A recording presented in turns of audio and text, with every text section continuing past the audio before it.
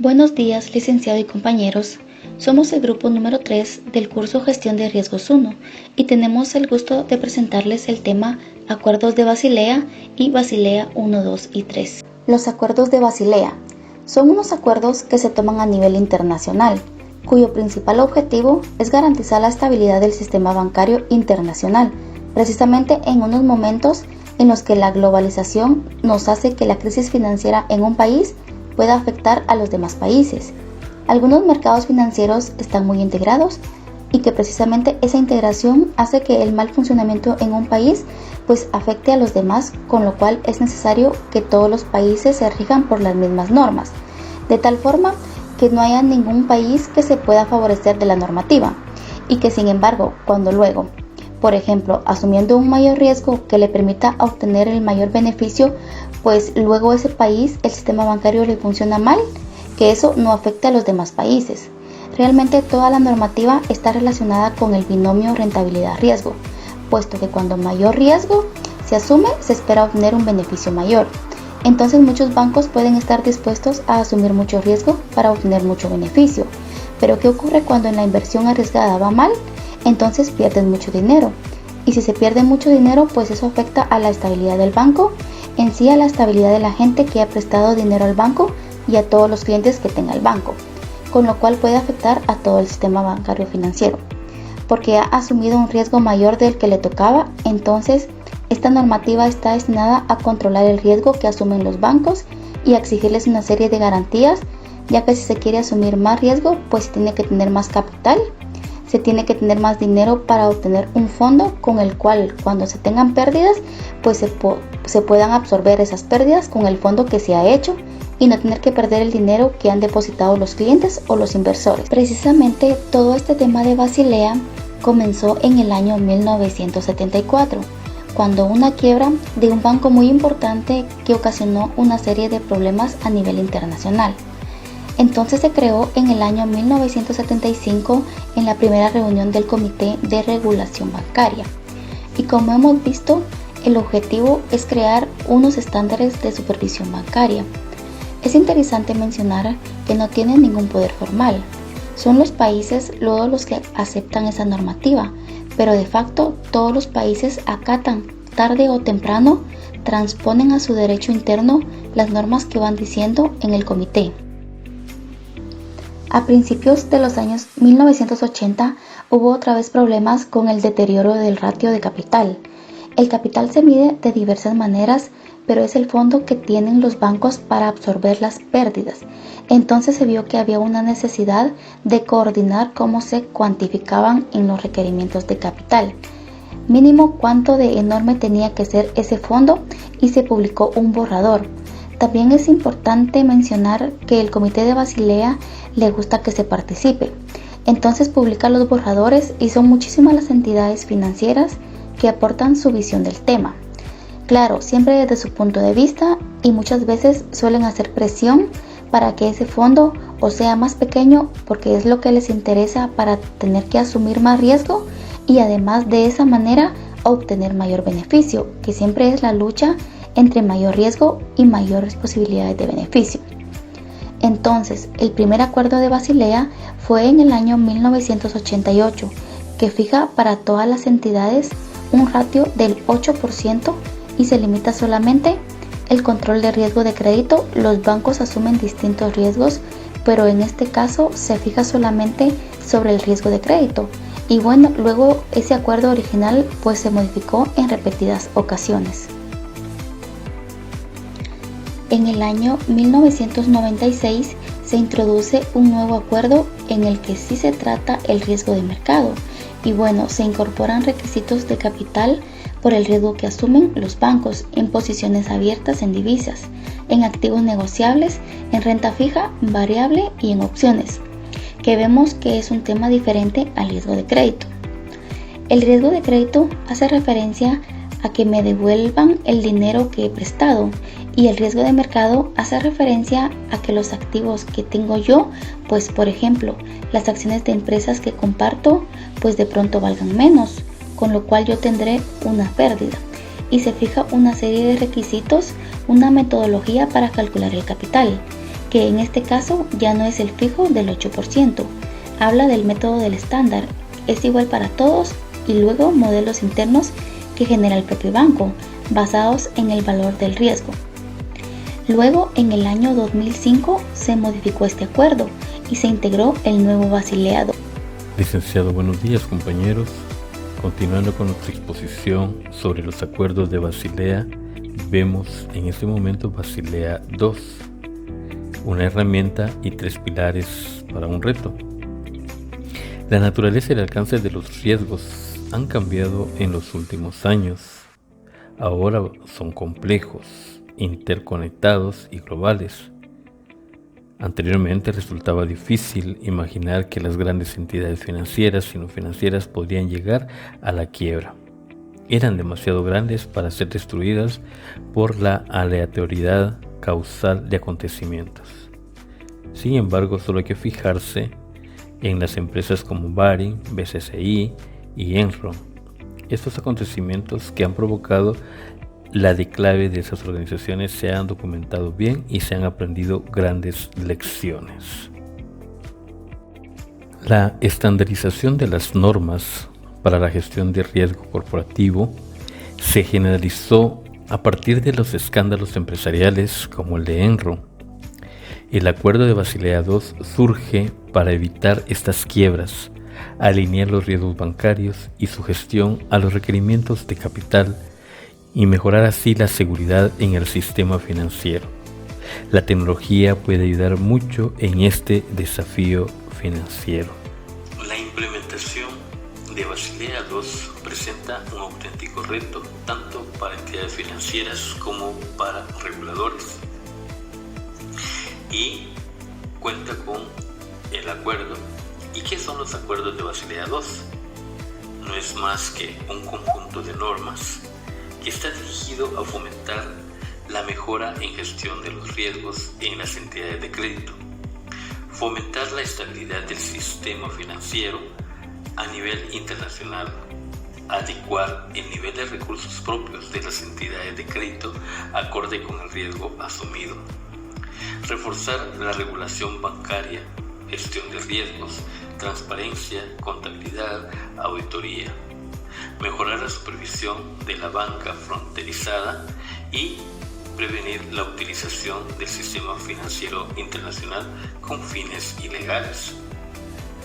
Todo ello con el fin de evitar pérdidas y lograr así una adición del capital regulatorio más sensible al riesgo, complementada con la profundización del concepto de supervisión bancaria y la disciplina del mercado.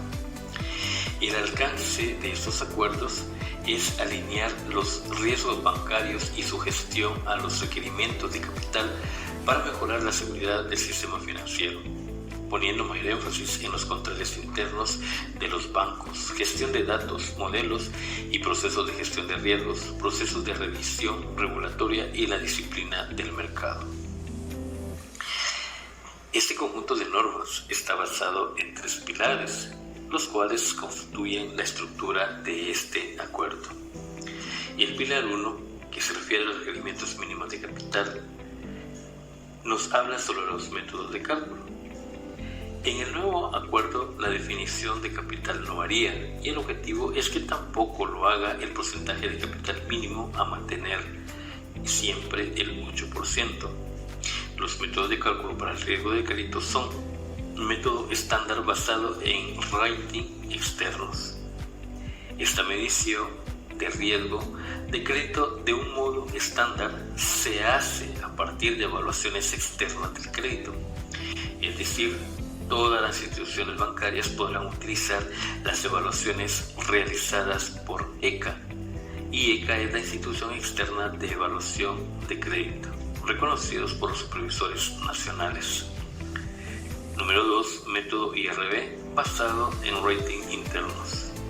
En este método los bancos utilizan sus propias estimaciones internas de los componentes de riesgo. Además, utiliza el método básico y el método avanzado. Pilar número 2 se refiere al proceso del examen del supervisor y la finalidad del proceso de supervisión de Basilea II también es exhortar a las instituciones bancarias a que se desarrollen y utilicen mejores técnicas de gestión. Los bancos deberían contar con un proceso para evaluar la suficiencia de capital total en función de su perfil de riesgo y con una estrategia de mantenimiento de su nivel de capital. Pilar número 3. Va encaminado a la disciplina del mercado. Y el objetivo es complementar el proceso de supervisión desarrollando un conjunto de principios de divulgación de información que permita a los participantes del mercado evaluar el perfil de riesgo de un banco y su nivel de capitalización.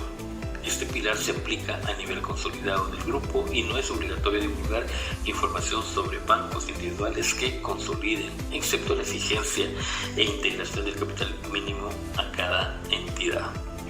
También estos acuerdos nos ofrecen una solución global y el desafío auténtico tiene que ver con su disponibilidad, análisis y gestión.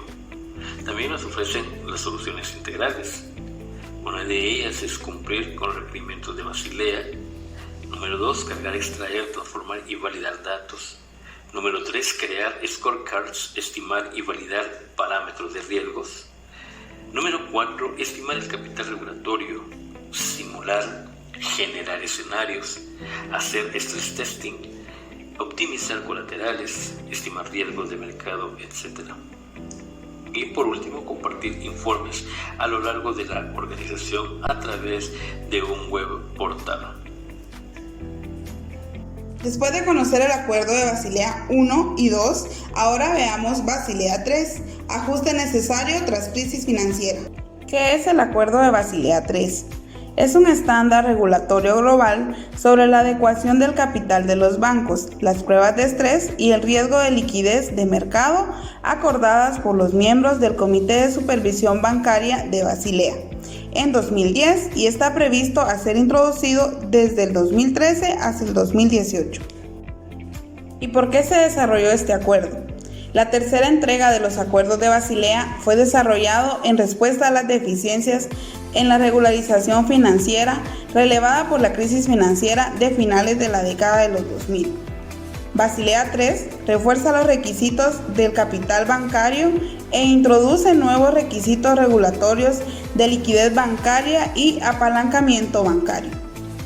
¿De qué trata este acuerdo? Microprudencial. Se está elevando el nivel y la calidad del capital en términos cualitativos. Cualitativamente, se ha elevado del 2 al 7% el nivel mínimo del capital básico. Se han logrado más requerimientos a las operaciones de titulación de activos y el establecimiento de un indicador de apalancamiento amortizado globalmente para restringir la excesiva toma de riesgos. Se introdujeron nuevos estándares mínimos de liquidez.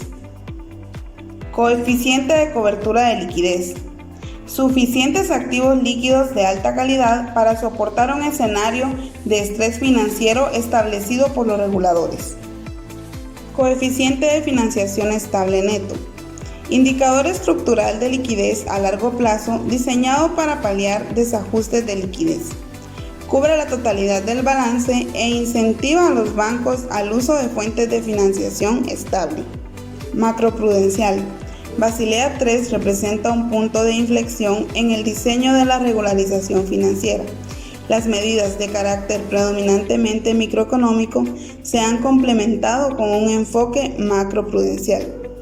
Estas medidas abordan principalmente aspectos para fortalecer al sistema financiero en su conjunto, tales como temas relacionados al riesgo sistémico, así como la amplificación procíclica de estos riesgos. Actualmente, la banca mundial se encuentra bajo el marco de Basilea III, que surgió a raíz de la crisis mundial financiera del 2008 y que en su conjunto aplicaron los principios ya antes mencionados. Y es que Basilea III no es nada más que un conjunto de medidas acordadas ante la crisis del 2008, que surgió para reforzar la regulación, supervisión y riesgo de los bancos. Estas directrices fueron publicadas a mediados del 2010, en donde se reunieron distintos grupos y organismos para dar solución a la crisis de ese entonces. Entre estos grupos se puede mencionar el conocido G20, que es un grupo compuesto por las principales economías del mundo, y es que juega un papel importante en la regulación y supervisión de la banca mundial. Con anterioridad, este grupo G20 era conocido solamente como G10, cuando se hablaba de Basilea I y Basilea II. Algunos de los países miembros son Alemania, Argentina, Brasil, Rusia, África, Corea del Sur, Indonesia, entre otros. Basilea III en ningún momento deja de sustituir la 1 y 2, sino que repara y reorienta parcialmente los estándares, fortaleciendo e introduciendo nuevos elementos como un mayor requerimiento de capital. Esto es una definición más estricta de capital que busca una mejora en la calidad del capital para que las instituciones bancarias cuenten con mayor capacidad de absorber pérdidas ante posibles crisis financieras. Elemento número 2. Colchón de capital. Este elemento incluye una capa adicional de capital ordinario de un valor del 2.5% de los activos ponderados. Básicamente esto significa que se atribuye una asignación de capital menor a los activos más seguros, mientras que los activos más arriesgados se les atribuye un capital mayor. En otras palabras, cuanto más arriesgados sean los activos, más capital tendrá que reservar el banco. Y por último tenemos el ratio de apalancamiento. Se refiere a la base de capital de un banco y el total de sus activos, y estos busquen reducir el apalancamiento excesivo porque puede traer consecuencias negativas sobre la liquidez de los bancos. Retos e importancia para Guatemala en cuanto a Basilea III. Primero, implementar modelos de gobierno corporativo que coadyuven a una cultura de riesgos organizacional. Segundo, anticipar cambios en los modelos de negocio del sistema bancario, por ejemplo, un impacto de la iniciativa de Basilea III. Tercero, implementar nuevas estrategias de hoja de balance para una adecuada gestión de activos líquidos, diversificación de las fuentes de fondeo y costos de financiamiento. Es acá en donde está la importancia del ALCO. También podemos incorporar en la gestión planes de contingencia de liquidez y de capital.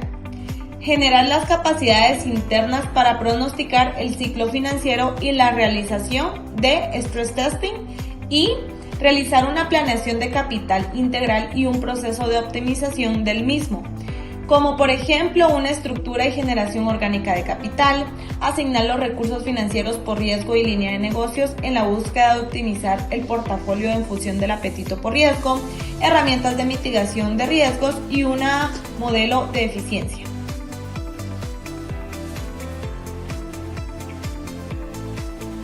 Para finalizar con nuestra presentación, tenemos lo que es el resumen de los acuerdos de Basilea 1, 2 y 3. Primero desarrollamos lo que es los acuerdos de Basilea como tal, y estos son los que han ido evolucionando en función del ritmo de los acontecimientos, siempre con el fin de reducir el máximo endeudamiento de las entidades financieras, garantizar la capacidad de respuesta ante el riesgo operacional, de crédito y de mercado.